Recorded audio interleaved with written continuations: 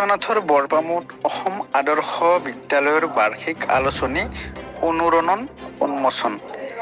বিদ্যাৰম্ভ কাৰ্যসূচীত বিশিষ্ট সাহিত্যিক আৰু সাংবাদিকক সম্বৰ্ধনা। চতিয়াৰ উত্তৰে অসম আদৰ্শ বিদ্যালয়ৰ বৰপামুত দিনজোৰা কাৰ্যসূচীৰে বিদ্যালয়ৰ বিদ্যাৰম্ভ সভা গাম্ভীৰ্যপূৰ্ণভাৱে অনুষ্ঠিত হয়। অসম আদৰ্শ বিদ্যালয়ৰ বৰপামৰ সঞ্চালক নৃপেন বৰদলৈৰ সভাপতিত্বত অনুষ্ঠিত হোৱা সভাখনৰ আঁতৰে অসম আদৰ্শ বিদ্যালয়ৰ বৰপামৰ অধ্যক্ষ বৰ্ণালী কুৰ্মীয়ে সভাত ছাত্ৰ-ছাত্ৰীসকলক উদ্দেশ্যি শৈক্ষিক জগতৰ উদ্গনিমূলক বক্তব্য ৰাখে কৃতি শিক্ষক বঁটা প্ৰাপক ৰিপুঞ্জয় বৰদলৈয়ে। মুখ্য অতিথি হিচাপে অংশগ্ৰহণ কৰে বিশিষ্ট অভিনেতা উত্তৰ চতিয়াৰ উচ্চ মাধ্যমিক বিদ্যালয়ৰ সহকাৰী শিক্ষক তথা নতুন সাহিত্য পৰিষদৰ অবিভক্ত শোণিতপুৰ জিলাৰ সম্পাদক মৃণাল গোস্বামীয়ে। তেওঁ বিদ্যালয়খনৰ বাৰ্ষিক আলোচনী অনুৰণন প্ৰথম সংখ্যা উন্মোচন কৰি এই আলোচনীখনে ছাত্ৰ-ছাত্ৰী সকলৰ বৌদ্ধিক উত্তৰণত গুৰুত্বপূৰ্ণ ভূমিকা পালন কৰিব বুলি উল্লেখ কৰে। আনহাতে বিদ্যালয়খনৰ শৈক্ষিক কেলেণ্ডাৰ উন্মোচন কৰে সাংবাদিক ৰমেশ চন্দ্ৰ চৰণে। ইয়াৰ পাছতে অসম আদৰ্শ বিদ্যালয় বৰপামৰ সঞ্চালক নৃপেন বৰদলৈয়ে অভিভাৱকসকলক উদ্দেশ্যি বিদ্যালয়ৰ শৈক্ষিক বাতাবৰণ সুন্দৰভাৱে গঢ় দিয়াৰ ক্ষেত্ৰত অভিভাৱকসকলৰ কৰণীয়ৰ ওপৰত বক্তব্য ৰাখে। ইপিনে যুৱ কবি বিশ্বজিৎ খুটে অসম আদৰ্শ বিদ্যালয় বৰপামৰ ওপৰত ৰচনা কৰা কবিতা প্ৰজ্ঞাৰ নতুন সুৰুজ আবৃত্তি কৰি সকলোকে আপ্লুত কৰে।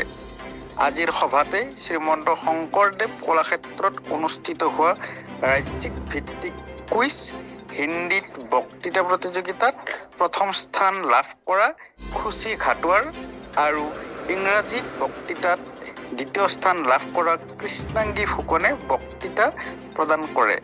শলাগৰ শৰাই আগবঢ়াই বিজ্ঞান শিক্ষক ফিৰোজ খানে। উপস্থিত হৈছে কি অনুভৱ? বৰ সুন্দৰ অনুভৱ। আজি তেখেতসকলৰ বিদ্যালয়ৰ আৰম্ভ হৈছে এই বৰ্ষৰ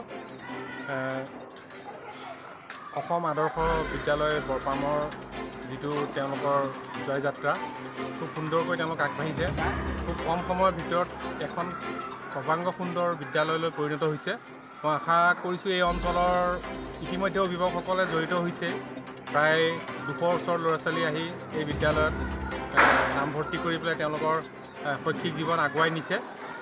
এই বিদ্যালয়খনৰ জাতীয় শিক্ষা সংসদৰ অসম জাতীয় শিক্ষা সংসদৰ জৰিয়তে অসমত যি 20খন বিদ্যালয় চলি আছে তাৰে এখন অসম আদৰ্শ বিদ্যালয় বৰপাম।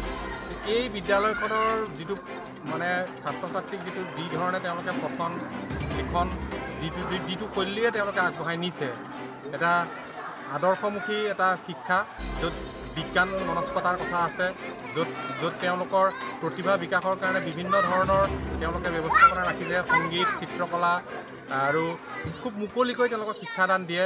বিদ্যালয়ত দেখিছোঁ মুকলি পুথিভঁৰাল আছে, যেতিয়াই তেতিয়াই কিতাপ গৈ ল'ৰা ছোৱালী লুটিয়াব পাৰে, পঢ়িব পাৰে। বিজ্ঞানাগাৰ ৰাখিছে।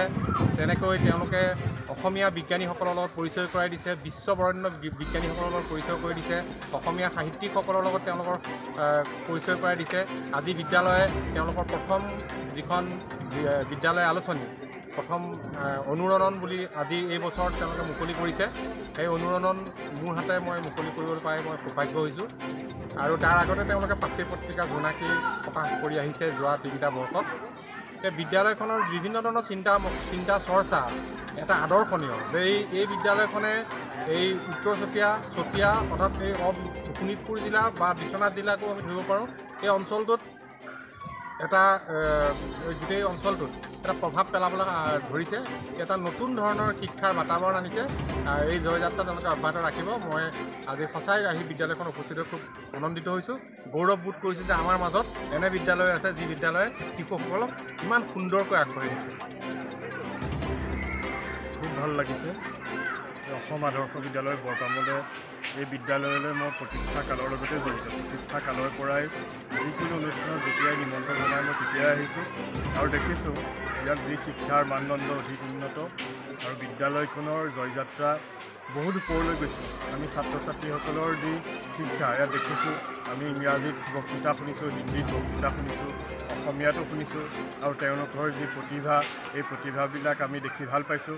আৰু বিভিন্নগৰাকী ছাত্ৰ ছাত্ৰীয়ে গুৱাহাটীত গৈ গুৱাহাটী কলাক্ষেত্ৰত বা অন্যান্য অনুষ্ঠানত গৈ বঁটা পাবলৈ সক্ষম হৈছে, স্থান লাভ কৰিছে, আমি ভাল পাইছোঁ। আৰু এই ছাত্ৰ ছাত্ৰীসকল ভৱিষ্যতে একোজন ভাল মানুহ হ'ব পাৰিব বুলি আমি আশা কৰিছোঁ। আৰু ভৱিষ্যতৰ দিনত এই বিদ্যালয়খন আৰু আগবাঢ়ি যাওক। বৰ্তমান হাইস্কুলৰ বাবেও স্বীকৃতি পাইছে, হাইস্কুল আৰম্ভ হ'ব। গতিকে আমি প্ৰতিটো ক্ষেত্ৰত এই বিদ্যালয়খন যাতে আৰু আগবাঢ়ি যায় তাৰ বাবে শুভেচ্ছা জনাইছোঁ। বিশ্বনাথৰ পৰা ৰমেশ চন্দ্ৰ চৰণাৰ ৰিপৰ্ট, অমৃত নিউজ। অমৃত প্ৰবাহ অসমীয়া সাপ্তাহিক কাকতৰ ডিজিটেল সংস্কৰণ অমৃত নিউজ, সত্যৰ সন্ধানত অমৃত নিউজ।